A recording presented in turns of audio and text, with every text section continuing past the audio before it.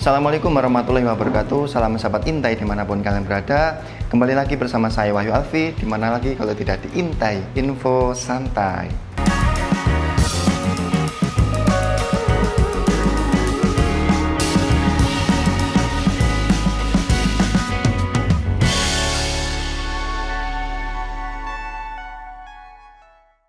Sobat Intai, selain dikenal sebagai pusat industri teknologi dan otomotif, Jepang terkenal juga sebagai pusat industri film animasi yang dikenal juga sebagai anime. Anime Jepang sendiri banyak digandrungi oleh berbagai kalangan, baik anak-anak, remaja hingga dewasa dari penjuru dunia.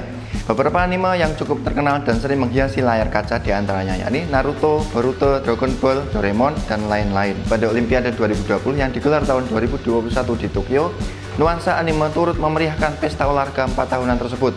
Apa saja itu? Yuk simak info santai berikut ini. Yang pertama, nuansa anime turut memeriahkan Olimpiade Tokyo 2020.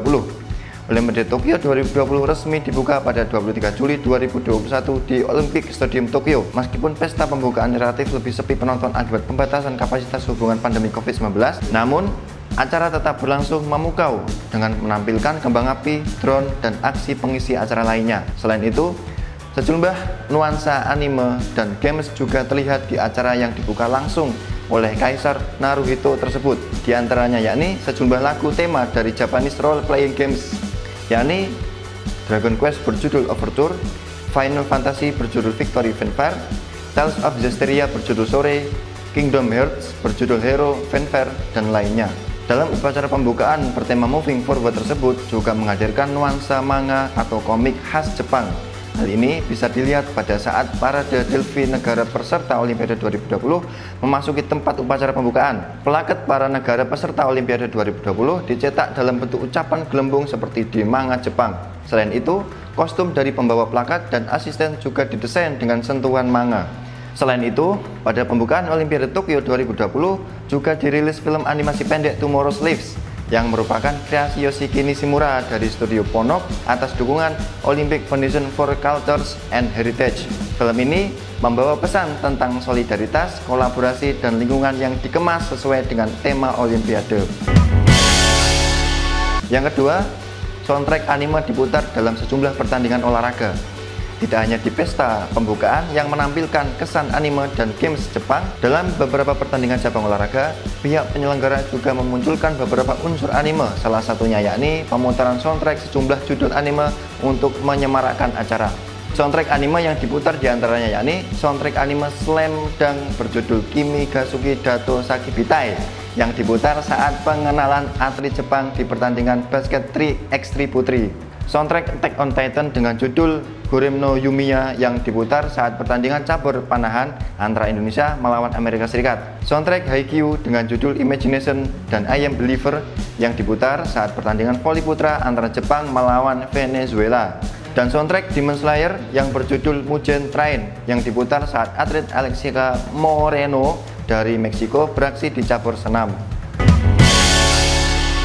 Yang ketiga, seniman Jepang ciptakan karakter anime berdasarkan bendera negara peserta Olimpiade. Sejumlah kreator anime Jepang juga turut ambil bagian untuk menyemarakan Olimpiade Tokyo 2020. Para kreator tersebut membuat sejumlah karakter anime berdasarkan bendera dan budaya beberapa peserta Olimpiade 2020. Karya tersebut bisa disaksikan melalui situs World Flag. Sebelum menciptakan karakter anime bertema samurai tersebut, sang kreator Kamaya Yamamoto bersama timnya melakukan riset terkait makna, sejarah, desain, dan komposisi warna dari bendera negara peserta Olimpiade. Selain itu, dia bersama timnya juga meriset terkait sejarah dan budaya dari negara tersebut. Dalam karakter yang dibuatnya, Yamamoto dan timnya juga membuat rincian setiap karakternya termasuk kepribadiannya, kekuatan, dan kelemahannya sebagaimana dalam game. Misalnya, karakter Indonesia digambarkan dengan karakter samurai bernama Maharudika. Karakter tersebut digambarkan sebagai seorang samurai berkacamata yang memakai kimono berwarna merah dan putih. Dalam rincian kepribadian, karakter Maharudika disebut memiliki hati yang jujur dan murni, serta memiliki kelemahan dengan cuaca dingin. Maharudika diumpamakan sebagai seorang Indonesia yang punya keahlian di bidang badminton, serta memiliki hobi meminum kopi luwak dan makanan favoritnya adalah nasi goreng. Yang keempat, sejumlah anime harus tertunda penayangannya akibat Olimpiade. Hampir semua stasiun TV dan platform digital di Jepang gegap gempita menyambut penyelenggaraan Olimpiade Tokyo 2020. Akibatnya, hampir setiap waktu stasiun TV dan media digital menyiarkan serba-serbi Olimpiade Tokyo 2020. Hal ini berimbas pada penuhnya slot penayangan di layar kaca Jepang untuk acara TV lainnya. Salah satunya yaitu tayangan anime. Beberapa tayangan anime harus terpaksa ditunda penayangannya akibat Olimpiade 2020. Di antaranya yakni Boruto The Next Generation yang dirilis episode 209 harus tertunda sekitar sepekan akibat Olimpiade. Selain itu, ada anime Welcome to Demon School Hiruma-kun yang terpaksa hiatus hingga akhir Agustus. Juga ada sejumlah judul anime lain seperti Shaman King dan Love Live Superstar yang juga harus tertunda penayangannya akibat Olimpiade Tokyo 2020. Tertundanya penayangan sejumlah anime tersebut di stasiun televisi Jepang berimbas kepada tertundanya episode yang tayang di platform streaming secara internasional. Nah, itu tadi sobat, serba-serbi anime dan games yang turut menyemarakan penyelenggaraan Olimpiade Tokyo 2020. Gimana? Bak sobat pencinta anime, hal ini cukup menarik bukan? Ayo kita dukung terus atlet kesayangan kita untuk terus berjuang di Olimpiade Tokyo 2020. Pak Eko makan soto babat bersama Bu Tuti, makanya di pinggir pantai. Kalau sobat mencari info yang menarik, tentunya di Info Santai. Saya Wahyu Alvin Diri, inilah Intai Info Santai.